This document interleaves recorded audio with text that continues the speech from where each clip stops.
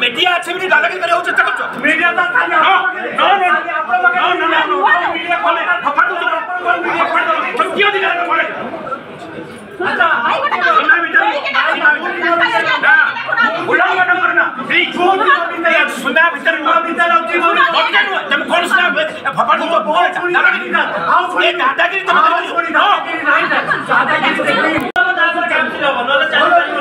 council चले दो गोटा साढ़े 3 वर्ष है काम टोटल वाटे होनी बिजली होनी रोड होनी ड्रेन होनी आंगनबाड़ी होनी कम्युनिटी हॉल होनी कौन पे हमें आलोचना करे नहीं आलोचना साढ़े 3 वर्ष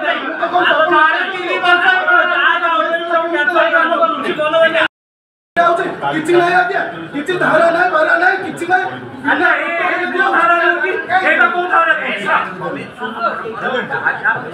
हमरे फिक्सन आइतला जगन्नाथ मंदिर ताको अस्थायी भाव रे रखा दिबो बोली धवळेश्वर घाटले हेतिला किंतु